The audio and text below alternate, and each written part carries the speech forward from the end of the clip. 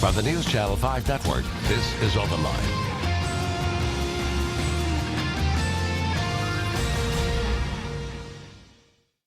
Hello, everyone. Welcome to Open Line. I am Ben Hall. Good show tonight. We are in the middle right now of the legislative session.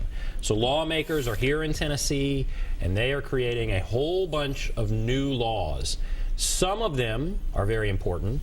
Some of them are, well, I mean, they might make you laugh, actually. I mean, there's a lot going on. And what we want to do is get to the bottom of it, talk about whatever law you want to talk about, proposal bill, whatever you want to talk about, but hear from the expert. We're happy to have with us Joel Ebert, the state and government reporter with the Tennessean. Joel, thank you for coming on. Thanks for having me. Coming over from the Tennessean and sharing your knowledge with us of what is going on in the legislature. Just today, we passed a new state rifle. Yeah, so the Senate basically confirmed that we are now going to have the sniper rifle as the official state rifle. And that was something that last year it was talked about in the House floor. The Senate didn't end up actually taking up the resolution. And then today they passed it in the Senate without too much debate. There was a little bit of back and forth, but... Did anybody say we don't need a state rifle? Jeff Yarborough, Senator Yarborough, kind of said, you know, I don't think that we should actually be doing this particular piece. He thinks that because it was a specific rifle to Barrett, that, you know, he thinks we shouldn't be endorsing a corporate company's product. Yeah, it's a major rifle. Yeah, it can shoot through a lot of stuff. But the Barrett, that is now our state rifle. The Barrett M82 is our state rifle, and there's a list of bills that are being discussed. We'll just kind of go through and we can talk about each one of them here more in detail. Refugees, a lot going on with refugees and some important stuff there.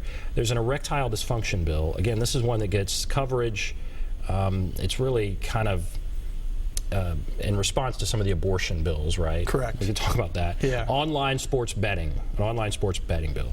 A constitutional carry. This is carrying guns without a permit. That bill is out there. Bill to reduce drug punishment. So there's a lot going on. Yeah.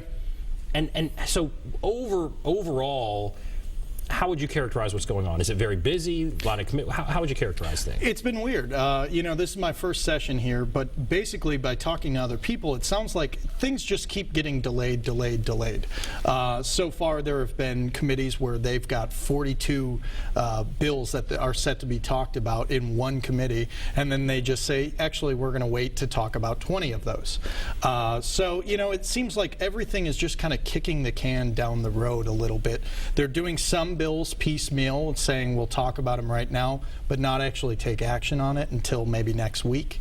From people that I've talked to, there's indications that maybe they want to kick it down the road a little bit until after the filing requirements for the upcoming election. So, and they want to be done early, right? They want to get out of here pretty soon. Yeah, I mean, I think that basically we're in the halfway point is what it seems. So I would expect this to be mid-April is when we'd be out. What are some...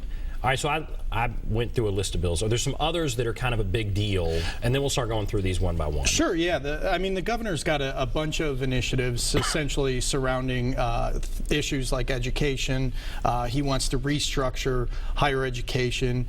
He wants to enhance some of the public safety elements. So he wants to change some of the sentencing requirements for, you know, some of the laws out there that people are criticizing in terms of criminal justice.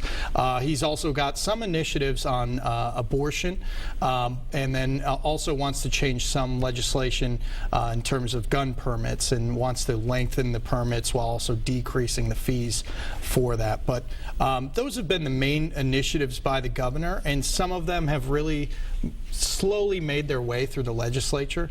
But you know, otherwise the legislature has kind of taken up a variety of different and interesting issues. So you start that we now have a state rifle. You go with the constitutional carry, carrying guns without a permit. Where's the governor on that? We haven't gotten with him on that one. That was the one that I actually wasn't aware of until this week. And, it's something that it's a controversial issue in some states. People say that basically, you have a permitless carry idea out there, and that's going to create havoc, that people need to go through training. Other advocates of it say that basically, no, this is what the Constitution says. We have the right to bear arms, so we should therefore have this. I haven't heard anything from Governor Haslam, though, on that issue. What is going on with this erectile dysfunction bill? What's the deal with that? So essentially, two Democratic lawmakers put forward this erectile dysfunction bill. It's sort of they haven't flat out said it, but it seems like it's a resistance to some of the anti-abortion legislation that has been there in years past. They've essentially said that in order to get drugs like Viagra or Cialis, that you have to, in advance, get an approval from, or have essentially a signed letter from your sexual partner that says that this is necessary. So it's a little bit of gamesmanship, but it was brought up this week. One of the sponsors was on this show not long ago talking. We did a show recently on abortion. It's Representative Sherry Jones. She is opposed restricting access to abortion. And she's one of the sponsors of that bill. Correct. You have to get a signed letter from a partner saying this is necessary. Yeah. That's very interesting. All right, refugees, they've been in the news a lot. Right. So especially this week, the Senate basically had a resolution sponsored by the Lieutenant Governor, and also really an advocate of it has been Senate Majority Leader Mark Norris. And basically they are trying to, Norris is arguing that there is a constitutional quandary in Tennessee right now, that basically Tennessee opted out of the federal refugee resettlement effort in 2008, and basically the federal government has sort of made the state participate in some capacity by forcing the state to pay for it through some federal programs.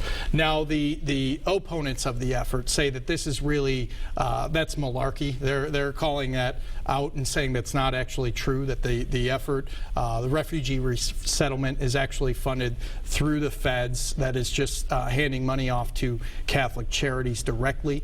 And then they're also saying that this is really an effort to make Tennessee sort of an unfriendly state, an unwelcoming state to refugees. So that's just a few. And we want to hear, obviously, from you. What do you think? We have a couple of calls. Let's go to Philip. Hello, Philip. Hey, good evening. Good evening. Go right ahead.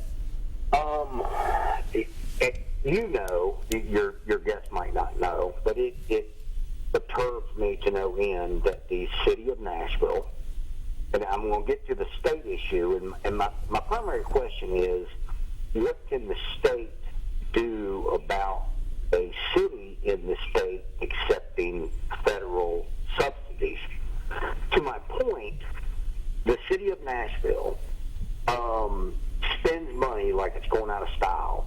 They throw the biggest fireworks. They throw New Year's. They can throw a party. They can host this. They can host that. It brings in millions and millions and millions and millions of dollars, is what we hear. Right. Yet over 70% of the children attending public school in Nashville are starving. And so the city of Nashville is accepting federal government money to feed the children.